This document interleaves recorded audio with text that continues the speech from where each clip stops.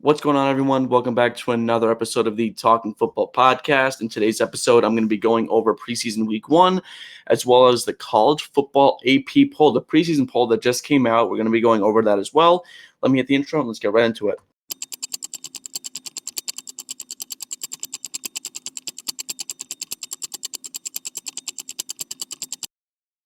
All right, so like I said, we're going to be going over both college football and the NFL preseason.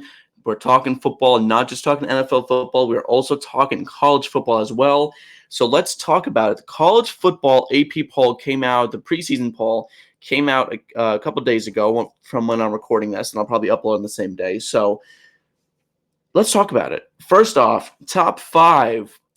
I'm not surprised about the top 3. There's a team in the top 5 I'm a little surprised about.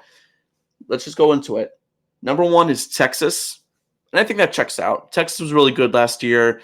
I want to say they were number 1 at one point, and obviously they have Arch Manning now instead of Quinn Ewers, and Arch is a lot more poised. Quinn wasn't as good as we hoped he would be. No disrespect to him, just saying Arch I think might fit the Texas way a little bit better, and he's got the Manning name, and he's pretty comfortable in the big market. So Texas at number 1, I can understand. Number 2 is Penn State, and as an Ohio State fan, I was a little surprised, but then I thought about it. Ohio State, a lot of their guys from the team last season were returning for their senior years, like Igbuka, a lot of the offensive line, Henderson, those guys, Judkins as well. Judkins was transferred in, but you get the idea. Those guys all went to the draft. A lot of them did. Jack Sawyer, Tuimoloau. Penn State, they're in the spot where Ohio State is. They're running it back. Aller is back. Singleton's back. A lot of those guys are coming back for another season to hopefully try and win. And there's no better season than this year to win because there isn't really a lot of competition, I would say. And that's no disrespect to any of the other schools. I'm just saying I think Penn State has a really good chance at winning it. The only question is, can James Franklin finally get over the hump? And I personally don't think he can. It's only a matter of time before he gets fired, in my opinion. I know he's been there for a while and they really like him there. And there's no reason not to like him. I like James Franklin too. Absolute players coach, but you got to win, and he doesn't really win that much. Number 2 is Penn State. Number 3 is Ohio State. They are the defending champs, obviously, as you can tell by my hat. Number 4 is Clemson. A little surprised about that. I didn't think that they'd be in the top 5. I thought maybe like Notre Dame or Oregon would be there, but again, we'll see how that kind of rolls. If Clemson does have Cade Klubnik coming back for another season, and I believe this will probably be his last year before he declares for the NFL draft. They did make the playoffs last year through winning the ACC, which they got the automatic bid, and they were the 12th seed. I want to say they played Texas, and they got destroyed in that game. So I don't think they're a top 4 team. I think that Notre Dame is better. Georgia, who's number 5, we'll get to that in a second, is better. I think maybe Alabama, maybe Oregon. Those kind of teams I think are better than Clemson. But then again, we'll see when the season comes. And number 5, like I said, is Georgia. They're great at developing talent on the field. The off the field stuff is a separate problem, but I think they're a great school. I think a lot of people think that. I'm not the only one who thinks that. Georgia's a really good program, and they know how to win, and they know how to win big games. I think last year was a bit of an outlier because the quarterback situation was a little, you don't really know where you're going to go on there. Carson Beck got Tommy John. He's with Miami now. And then their backup quarterback, who I'm blanking on the name, he was not very good. 6 through 10, Notre Dame, Oregon, Alabama, LSU, and then Miami. So LSU back in the top 10. LSU had kind of been mediocre for the last couple of years. And by mediocre, I mean they're in the middle of the AP poll pretty much. But that's where they are, and they're ranked number 9. And I want to say this is the highest they've been since the Joe Burrow era. That might be wrong. I'm not. That's something I'm not great at, but I'm assuming that's probably the truth. Again, so 1 through 10, Texas, Penn State, Ohio State, Clemson, Georgia, then Notre Dame, Oregon, Bama, LSU, and Miami. And then a couple shockers. Arizona State's number 11. I know they're good, and I know they have a great quarterback, but 11? They're the 11th best team in college football? I'm not totally sure about that. I know they had a great Cinderella story last year, but I don't buy that personally. Illinois, ranked number 12. I didn't think that they were that good. I guess they are. Again, I'm a bit of a casual when it comes to that stuff. I thought that I didn't think that Illinois was that good. Apparently they are.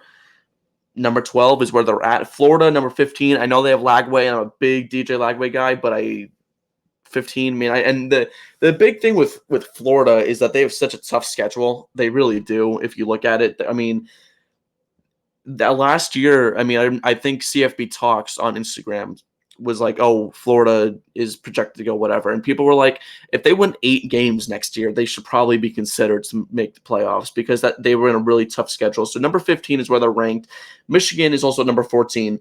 That's just the way I have it written down in my notes. So overall, I mean, that's pretty much the top 15 other than number 13, which I totally forgot who it was.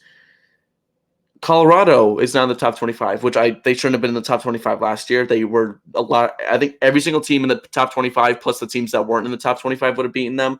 Boise State would have rolled them. So I don't know why people are like, oh, they're in the top 25. It's like, no wonder they're not really a good team. Which, with all due respect to Coach Prime, they don't have Sanders or Travis there anymore, so they're not a good team. Or Jimmy Horn. They just don't have those kind of guys anymore. I know they got the USC transfer quarterback who came in. Again, I'm totally blanking on his name right now. But so I know they have options at quarterback, but I think in terms of their depth and how good they actually are, there's not really a lot to work with there. Boise State is at number 25. I know they kept out the rankings. They made it in after a great year last year, but without Genty. I mean, Genty is a once-in-a-lifetime kind of running back that you see in a Mountain West Conference, so I guess we'll kind of see how Boise State plays. But overall, I think everything else makes sense. The good teams are in the top 25. BYU is not in it. They were, I think they were, what was their highest point last year? They were as high as 9 last year. Were they a top 10 team ever? Maybe. I know they were near, I think they were in the low 10s. So I'm not sure where they were last year. But BYU is not in it. USC is not ranked either, which I was a little surprised about because usually you see that. And at some point, at what point do you just say Lincoln Riley can't be here anymore? I mean, that's like he really hasn't done much since he got there. I know his defense hasn't been great, but your USC, you got to recruit talent at a better rate than what you've been doing. So that's what we got for college football. Also, let me know in the comments if you guys want me to do more college football stuff. I know during the season I got kind of wrapped up in the NFL and I just do scouting, really. That's all my college football stuff. My first year doing it when I live streamed on Twitch, if you guys even remember that, which was 2 years ago now at this point, I would do a college football score recap. And maybe if you guys want me to do that, I can do that as well. Just leave a comment below. Let me know. And even on Instagram, I can do that stuff too. Let's get to the NFL news, where we are going to be talking about the injuries that have happened in the last couple of days. We have a lot of stuff here. Well, not really a lot of stuff, I guess, but we just have 3 things we got to talk about. And I need to get this up here. Here we go. Jordan Love, Landon Dickerson, and Rashawn Slater. So these 3 guys all have injuries. Jordan Love, let's start with him. It's a left thumb injury is what they're saying. So not his throwing hand, but it's a left thumb, and he's going to be going under a slight procedure, a relatively minor procedure, and the Packers are expecting him to be ready to go by week 1. He's going to be out, though, it looks like, for the rest of the preseason. So no more Jordan Love. I'm assuming, if I had to guess, he probably won't be back until the start of the season, if the latest week 2 or week 3. Non-throwing hand thumb injuries are tricky, especially because that's your blind side pretty much. So if you're leaning back and you're getting hit, you might land on your thumb, which might even make things even harder. But it's not his throwing hand, so even if it's not fully healthy, I would assume he'd be back for week 1 with Green Bay. Landon Dickerson avoids a major injury he avoids. Landon Dickerson. So at first, he got carted off the field. He couldn't put any weight on his leg. People thought it was looking like maybe something was torn. Then they said it was a meniscus. So we were like, okay, so maybe it's a torn meniscus, which I don't think it would end his season. Or maybe it would because J.J. McCarthy got a torn meniscus. He was out for the year. So that probably would have ended his season or been very close to it anyways. That's not the case at all. No, nothing was torn. He looks like he's going to be week to week right now is what they're saying. They're saying that it's just a basic meniscus injury. It's going to be a week-to-week kind of thing. He'll be back for week 1. So no issues there for Philly. They dodge a massive bullet. They're all pro or Pro Bowl left guard will be good to go for the 2025 season. Unfortunately, someone who will not be good to go is Rashawn Slater. He is out for the season. He injured himself in practice, and this is coming legitimately just like maybe a week after he got a massive payday. He is not going to play this season. It's something in his leg. Off the top of my head, I'm not totally sure what it is, but he hurt it in practice, and he is done for the season. So Justin Herbert without his primary blindside blocker. Now, what they are going to do is they're going to move Joe Alt to left tackle, and they're going to put the backup right tackle there, and they're going to put a backup at right tackle, which I personally think is a good idea. I would have done that anyways. Joe Alt was fantastic at Notre Dame at left tackle. He was amazing last year at right tackle as well. So putting him back at his traditional position to protect Herbert's blind side, good move there. I don't believe there's any top offensive tackles on the market. I know Brandon Scherf is still available, so maybe kicking him out to tackle if they want to make that move. I'm not sure if that's something that Jim Harbaugh would be interested in, but it's an option there for the Chargers. So those three guys, two are going to be back for the start of the season. Slater will not be. Early this morning, we got an announcement from the Buffalo Bills. James Cook is getting extended 4 years for $48 million. Is the contract with $30 million guaranteed, which is more than I think most running backs typically get.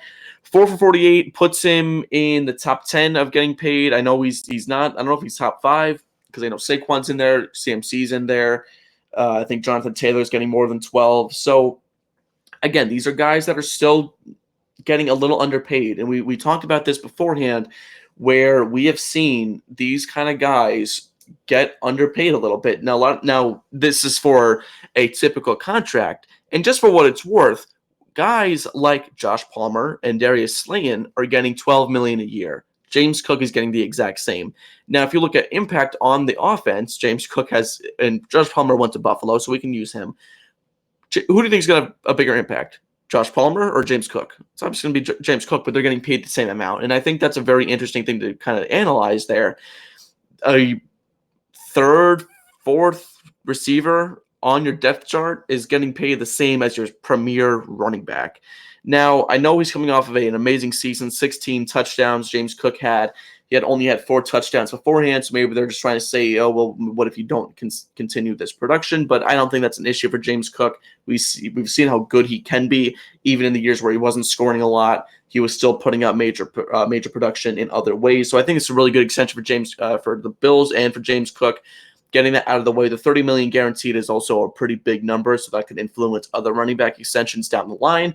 So we'll see how that works. But James Cook gets extended, good deal for both sides, and the Bills are getting their top running back into the mix. And I know on Saturday when the Giants played the Bills, Sean McDermott wanted James Cook to play. He said, are you going to go in? And James Cook said, no, I'm not going to go in. So that is something that's a little concerning there. But now he's paid. I'd assume he'll get some kind of playing time over the next couple of weeks in the preseason. Let's wrap up our news. NFC East contract negotiations. Terry McLaurin and Micah Parsons are not close. Right now, we got an update early this morning. Bleacher Report said that an NFL exec said that they think Terry's going to get around 28. So Terry wants less than what DK is making, which is 32, 33-ish. But I don't think he's going to go that low.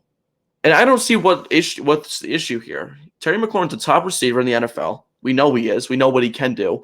We know he has elite chemistry with Jaden Daniels, who is your second-year quarterback, and you're playing hardball. And I don't really get why, because Terry McLaurin has only been reliable for you. He has put up incredible numbers with even the worst quarterbacks that Washington has had, even when they were the football team. He was a premier receiver, but you're not giving him his money, which I don't get. And I still think that 30 is not an overpay. And I say this a lot when I'm talking about extensions. In a couple of years, 30 is going to be a steal because you have guys that are going to get paid more. Garrett Wilson got paid around what DK Metcalf is getting. These guys are only going to get more down the line. What do you think, if we're going to be real, what do you think Malik Nabers is going to get? What do you think guys like Brian Thomas Jr. are going to get in maybe 2 or 3 years? Drake London, what do you think he's going to get? He's going to get around 30, probably 32, 33. because that's what teams do. They slightly overpay. Puka Nacua, these are the kind of guys that are going to get overpaid because the teams want to make sure that they stay. And by overpaid, I mean like 32, 33. So that means if they're getting that, if not more, then that means that Terry's 30 is a steal if you have guys like Drake London, who Terry is better than, in my opinion. He's getting less than a player he's better than. That's a steal. I would try and nab him for 30, 31. My philosophy is, and I know it's not how it works, if you're going to give them less average, guarantee significantly more. If you're going to give them more average, then you don't have to guarantee as much. And I think then you have an easier out. If you're going to, it's the exact same with the quarterback. If you're not going to give him 50 a year and you want to try and get him for 45, guarantee way more. Almost fully guarantee. If it's a 5-year deal, fully guarantee it or almost do most of it. If he's getting 50, 55, guarantee way less of it. I think that's a pretty simple way to kind of look at it. But it looks like Adam Peters is still playing hardball in the NFC East. So nothing there yet on the deal. Terry McLaurin is dealing with the injury still, so he's not practicing. He's on the PUP list currently. So we'll see how this kind of plays out as we get closer to the season. Micah Parsons, exact same thing. Jerry Jones is like, I've never seen him play this kind of hardball before. Jerry Jones is going out to the media almost every day saying, oh, yeah, we have nothing going on here. That's not a good look at all. And especially when Deron Bland has said, like, I'm trying to get something done here. Are you sure you want to get something done here? If Jerry Jones is constantly coming out saying, oh, yeah, the Dallas Cowboys are a soap opera, and I'm working with them every day, and there's a lot of drama, and I like the drama, that's not a good team owner there. It's really not. I think Micah Parsons deserves to get paid. I think he's going to get traded at some point. Now, the deadline seems like a very aggressive spot for him to get traded. I don't know if that would make sense for the Cowboys to do that. But the Cowboys, they're not in a spot where they're going to contend this year. They're not. In my opinion, I haven't done predictions yet. I don't think they're at that kind of spot yet. They got to pay Micah Parsons. Pay him. He's worth 50. Okay, whatever TJ Watt got, give him way more, respectfully. I just don't get why you're playing hardball with your best receiver or with your best overall player. Micah Parsons is not a receiver. I just don't get it. What's the issue with giving him? And I'm being genuine here. What's the issue with giving him 5 for 250 and guaranteeing like 175 of it? What's the issue with that? The Cowboys are the highest valued team according to Forbes and in the NFL, and honestly, they might actually be the highest valued team in all of sports, if I'm not mistaken. So what does that say about Jerry Jones? It says that you're playing hardball for no reason. Micah Parsons is a generational talent. You don't see these kind of guys come out that often, and when they do, apparently it's from Penn State because Abdul Carter has been fantastic so far. When Micah Parsons comes out, you got to give him money. And I don't know why they're not. I just don't get it. It doesn't make a lot of sense to me. So I guess we'll see how this kind of rolls out. Next up, we're going to talk about rookie quarterback performances. Let's get into the action instead of the news. Rookie quarterbacks. So I'm not going to talk about every single one. If there's an undrafted rookie and I didn't get to it, I apologize.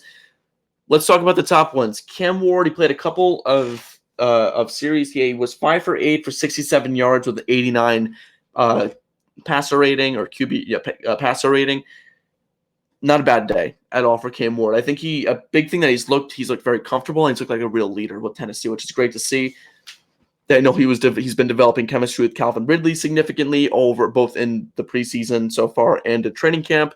So we know that Cam Ward has someone to throw to. That's a big thing. 5 for 8 for 67 yards. That's pretty good. That's more than 13 completion. That's a very good average to have as a quarterback. As a quarterback, you want to get roughly maybe 10-ish if you're looking at it. I know receivers usually want around 10 per catch. That's a great day. You want to know what a great day? My guy Jackson Dart. Let's talk about him. 12 for 19, 154, 1 touchdown with a 106 passer rating. He also had 3 for 24 on the ground. So really good day for Jackson Dart. He made some very nice throws, tight windows. I will say there were a couple drops in there as well. So he looked good, but besides that, he looked really good. He had the touchdown throw was great. He had a guy in his face, and he threw like 30 yards down the field. It was an absolute dart, no pun intended. He played very well. Jalen Milroe, he also played very well, and I'm really excited to see what Jalen Milroe can do with the Seahawks. I personally think if they can use him in some kind of wildcat way, I think that'd be a great use of Jalen Milroe because Sam Darnold doesn't have that kind of mobility.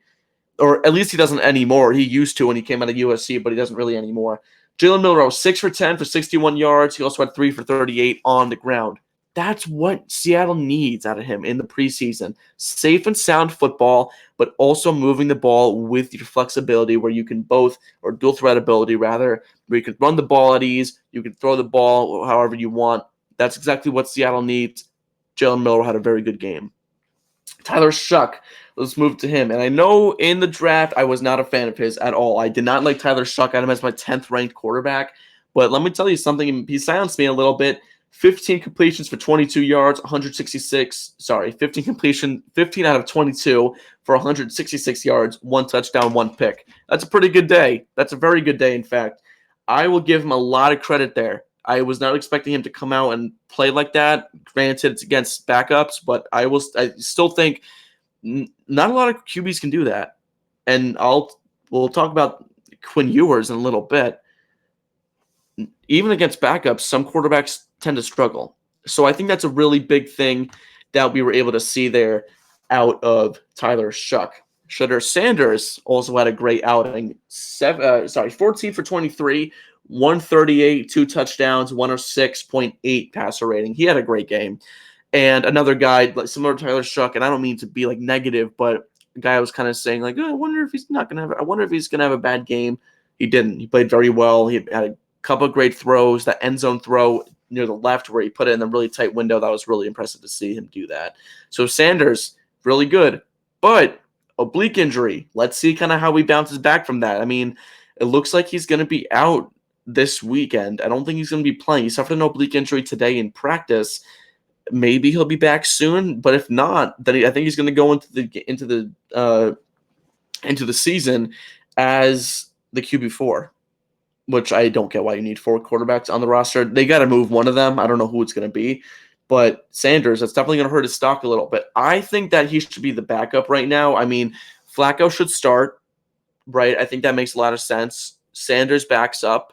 Pickett is the third. Huntley shouldn't be on the team, and I think you should genuinely look at trading Dillon Gabriel because he played in college football for a very long time. He played at both Auburn and he played at Oregon. I believe he played at Auburn at least. This is a guy that he doesn't really have a lot to him, in my opinion. I would do that. I think that's your best move. Or trying to move Kenny Pickett again, but I don't know if that's necessarily what you want to do. I know they've talked about moving Dillon Gabriel in trade rumors. There's been a lot of trade rumors there, but nothing has been formed yet. I think the Saints are a good option, but then again, they already have a rookie quarterback, so I'm not totally sure what they're looking at there. Quinn Ewers, really bad day for him, respectfully. 5 for 18, 96 yards, 92.8 passer rating, which I guess isn't that bad, but 5 for 18 concerns me. When you're going up against backups and you have 13 incompletions, that's not good. And I will obviously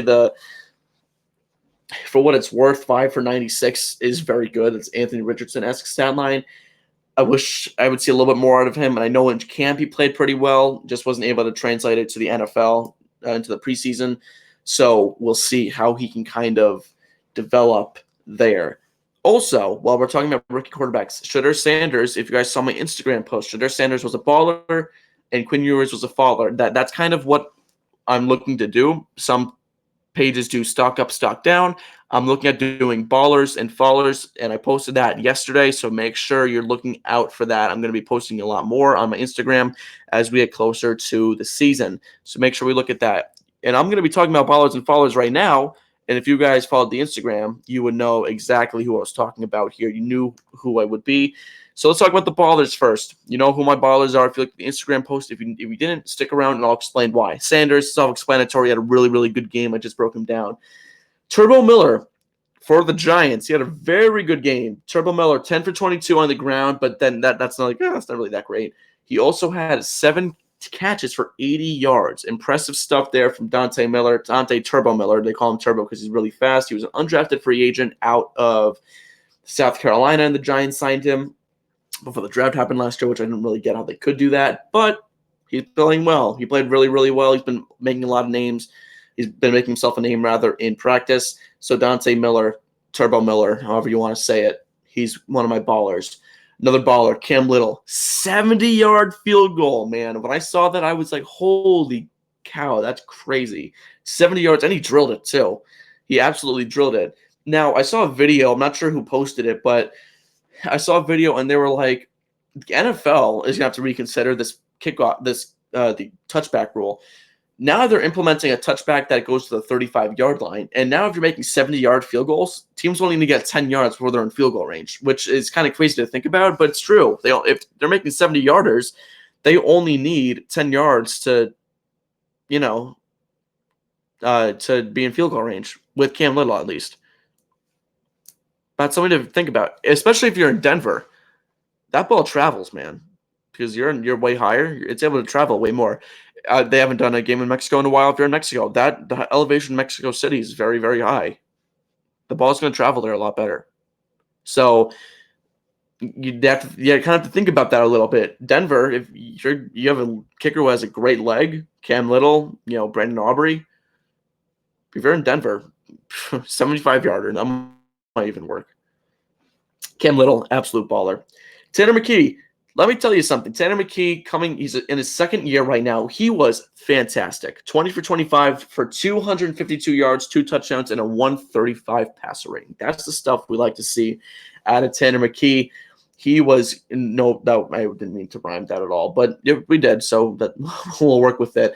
Tanner McKee was great, and the funny thing is, before this week, he said his Madden rating came out, and he was like a 62 or 61. He was like 61. Like, why am I so low? Why am I not? I should be higher. He absolutely should be after this performance. Make him like a 65 or something. Make him like a 66. He deserves to be way higher. And 4 overalls higher is a big difference, just saying. Tanner McKee, I want to say he played in Eastern Washington. I want to say, if I'm not mistaken, or Washington State. He played with the Cougars, I think, if I'm not mistaken. And I'm pretty sure he played with Washington State, if I'm not mistaken. Washington State, I'm pretty sure he played with. And he was pretty good there. 6th-round pick last year. Good quarterback. He knows what he's doing, obviously, with Jalen Hurts. He also had a tush-push touchdown as well. Don't want to forget that. So 3 touchdowns total against the Bengals. Good work for Tanner McKee. George Holani. Know the name. Undrafted free agent. I don't think this is his first year, but I think he's 25. I want to say he was with the Rams before he came here to the Seahawks. 7 for 61 and a touchdown. He also had 1 catch for 20 yards. George Holani. Know the name. He's kind of cementing himself as the number 3 running back there behind Charbonnet and Walker in Seattle. And let me tell you something. He played pretty well. I was watching that game. He was playing like a dog. If you want me to be honest, George Holani, absolute baller. We got 4 fallers, to go with the ballers. The fallers, we have 4. Quinn Ewers, explained him, 5 for 18 is not going to cut it. Second up, Joe Milton. Now, statistically, he didn't actually have a bad game. 17 for 29, 143 passing yards, 1 touchdown, 1 pick, 5 for 22 on the ground, passer rating of just under 69. So the passer rating stinks. Here's why he struggled. He puts so much oomph into that ball. It'll be like a 5-yard check down, and he'll fire it. You can't do that. I mean, maybe in I know he can sling it, and I know Dallas is very, very excited. But if we're being real, this guy, I mean, he struggled a little bit. I think he got sacked a couple of times. Just wasn't great. And I like Joe Milton. He was great coming out of Tennessee. I think the Patriots definitely wasted him a little bit. For the fact that they drafted him with Drake May didn't really make a lot of sense to me in the first place anyways. But Joe Milton, he was good in that game against Buffalo last year, and now he's here with Dallas, get traded this offseason, and he was not great. And I was expecting a little bit better out of him. Keely Ringo, he had a very bad game. I'll be honest. He was getting absolutely toasted by Jamar Chase. And I get it. He's a backup cornerback, and he's going up against Jamar Chase. But when you have an opportunity to kind of get playing time, especially when you're already behind DeJean and Mitchell, it's kind of hard to find room there. And when you play as poorly as Keely Ringo did, you're setting yourself up for failure. I feel like every single time they went to the Eagles game and they said, oh, we have a new highlight here, Keely Ringo was getting toasted. Really, really, really bad game for Keely Ringo. And I know the thing is, I think he stayed in college for a little bit too long. I think he stayed a year longer than he should have. He could have declared. He decided to stay back with Georgia, and that year was terrible. He was getting toasted left and right. And a funny thing is, I was talking about him the other day. A very similar thing happened with Shaun Wade. I know that might throw you guys off if you guys don't know him. Former Buckeye. Shaun Wade in, I think it was 2017 or 2018. I'm not totally sure. It was 2018. In the 2018 season, he was great. A great corner. Really, really good. I liked him a lot. He was a great player. I liked Shaun Wade a lot. So maybe I guess 2017 then, because 2017 to the 2018 draft, he played. And he would have been late first, early second round pick. Maybe like a team that needed a corner would have reached on him, maybe in the mid like 15 to 20 range in the first round. He stayed at Ohio State for an extra season. And let me tell you, if you ever saw burnt toast, that's what he looked like. I mean, he was terrible. He was getting burnt left and right. He was a major liability on that defense. And I don't know if he was on the 2019, because that was the year that Fields was playing. I'm just trying to figure that out, because I know 2018 was Haskins, I want to say. Rest in peace. And then Fields played. I feel like they made the playoffs. They did. They did make the playoffs, and they got eliminated in the first round by Clemson and Trevor Lawrence. And Shaun Wade is on that team, and he was getting beat badly. And it was a shame, because he was a really good corner, and he ended up getting drafted in the 5th round with the Patriots, and he never really played. Keely Ringo, I feel the same way about. And I think there's still potential there. Former 3rd-round pick. I hope he can do something there. My last faller, and the only reason why I didn't include him on my Instagram post. I did 3 ballers and 3 fallers. I didn't include Ashton Genty. He's my last baller. And 3 carries for -1 yards. That's a really bad look. Okay. That's so unideal, if that's even a word. And the 3 carries I saw him do, he looked a little lost. And I know it's still early on. And the thing is, his stance changed. Chip Kelly told him, you got to change your stance. And now he's normal running back stance. He doesn't do the Michael Myers thing where he's just standing up straight in the backfield. He doesn't do that anymore. 3 carries for -1 yards. That's not a good look at all. It's not a good look. It looked like he was really struggling to find the holes in the defense. He couldn't really find the A gaps and the B gaps and the C gaps. He struggled doing that in that preseason game. So I'm hoping he can kind of bounce back next week. I'm not going to say, you got to watch out for this dude, but I think at some point, somebody's got to give there a little bit with Ashton Genty. Let's move on to the return of the Talkin Football podcast's signature segment. Dog of the Week is back, and we are changing up the way we do it. I'm experimenting a little bit before we get into the season. What we're going to be doing is, on my Instagram story, I'm going to be posting a poll, and I'm going to be saying, who is your dog of the week? And I would like to try and get 4 to 5, or 4 to 5 total dogs. What we're going to be doing is I'm going to have 3 or 4 normal dogs, just players who played really well. And what I'm going to do is I'm going to choose my own personal top dog. So the dogs of the week are going to be voted by you guys, and the top dog is going to be voted by me. And I ask that it's only rookies. That's what I'm preferring. I for the preseason, I only want them to be rookies. Coming to think of it now, I think one of my dogs is actually in his 2nd year, but didn't really play that much last year anyways, and I wanted to make sure I shouted him out. So 1st, 2nd year kind of guys, practice squad kind of guys, those are guys I'm looking for here when you guys are voting. Let's go to my first fan-voted dog of the week, and I totally agree with this. Marcus Bowe, the M is silent. Get familiar with the name. Offensive lineman from Purdue, 5th-round pick with the Giants. Let me tell you something. In 35, I have my notes here somewhere. In 35 snaps, 1 pressure he gave up. Or in 35 pass blocking attempts, 1 pressure. That's it. That's great. He was putting guys on the ground consistently, And that's the stuff you want to see. The Giants are struggle in that area. We've seen that. If a guy like Marcus Bowe, a fifth rounder, can kind of finally give the Giants a late offensive lineman steal, that would be great to see. Fan voted Dog of the Week #1, Marcus Bowe. M is silent. Get to know him. Purdue, former Boilermaker, current Giant, Marcus Bowe. One of the fan voted Dogs of the Week.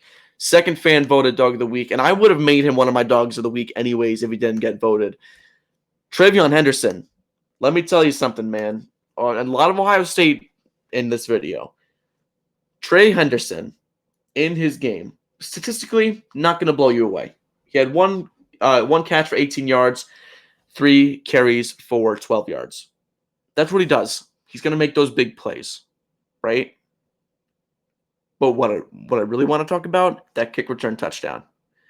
He has blazing speed. And we saw it in that Ohio State game against Texas, where it was pretty much, I think it was like third down and long, and they're like, okay, we got to just try something. And they gave him a screen. They gave Travion Henderson a screen, and he took it 75 yards to the house, and he put Ohio State up, I want to say 14-7 or 21-14 going into the half. That was a massive play because the momentum totally changed. Neither team really had much going offensively until that play happened. And then the Buckeyes finally started to click a little bit, and they reclaimed the lead going into the half. Or maybe it put them up 21-17. Maybe it put them up 21-7 going into the half. But this is a really big play. And Travion Henderson has that kind of electricity where he can just plug it in and he will blaze right by you. And that's why I love him. I think the Patriots got an absolute dog. Fan voted Dog of the Week #2 is Travion Henderson. Let's get to my next Dog of the Week. This is one that I chose personally. Not the top dog, but let me tell you something. Gabe Murphy from the Minnesota Vikings. Gabe Murphy, in his game, 2 tackles, 1.5 sacks, and 1 tackle for loss. He was in the backfield all the time against the Texans. He was getting home early and often, as you can see, with 1.5 sacks. Gabe Murphy, man, I don't know a lot about him, but all I know is that he was getting home often, and I love the way he was playing the game. He's playing like a feisty, perfect Dog of the Week kind of guy. I believe he was undrafted, I want to say, and I think he was with Minnesota Vikings last year. This year, he's kind of getting more of a chance in the preseason, and now he's giving them what they want. He's giving them a show. And let me tell you something. Gabe Murphy, man, another guy, like Marcus Bowe. A lot of guys know Travion Henderson. Not a lot of guys know Gabe Murphy. Know the name. Gabe Murphy played like an all-star in the preseason game against the Texans. Again, it's preseason, but look, in that defense that Brian Flores has, when they have so many different packages with guys like Van Ginkel and Cashman and Pace and Grenard and their totally new front with Jonathan Allen and Hargrave, Gabe Murphy, who is built like an edge rusher, is a defensive end. He's built like a big, fast edge rusher. He can make something happen. If he can get a real chance, I would expect him to have some good production. And I'm not saying like he's gonna have like a 15-sack season if he gets starting reps, but every now and then I wouldn't expect him to. I would expect him to have maybe like 4 or 5 sacks on a season, and especially in that kind of scheme, why not? Now it is time for TFP's top dog of the week. Baltimore Ravens wide receiver LeJohntay Wester from the University of Colorado. He was a 6th-round pick, I want to say LeJohntay Wester was. And this dude was electric. And it was mainly the punt return that made me think that. Wester had 2 catches, 41 yards, 3 returns on the day, 3 punt returns, 35 yards on average, with one kick return or punt return touchdown. That was an 87-yard return. Wester was one of these kind of guys at Colorado, just like Jimmy Horn, gritty, nitty-gritty kind of guys who you knew what you had with them. You knew you had a gritty dog. LeJohntay Wester is the perfect dog, and I think he definitely earned the respect. They might even have their new punt returner full-time. I think with how he played, there's no reason that he can't have that job. But let me tell you something. LeJohntay Wester was unbelievable. He was just electric, man. He really was. So LeJohntay Wester, top dog of preseason week 1. It goes to LeJohntay Wester. Also, before we end this episode, let me know in the comments how you kind of like this format. I'm trying to get back into like kind of a groove with the recap videos, and I'm trying to figure out how much I want to do. Like because I know during the season, especially last year, I'll do score recaps, then injury updates, and I'll do stuff like that. I didn't do that here, but I will be doing that in the regular season. So if you're gonna say that, then I will. I am planning to do that already. If you guys like the Dawgs and the Ballers and Fallers, let me know. Make sure to follow me on Instagram because if you guys want like a sneak peek at pretty much my videos, I'll be posting stuff there. And that's how we're gonna end this episode. This is Talkin Football, and that's what I gotta say about that.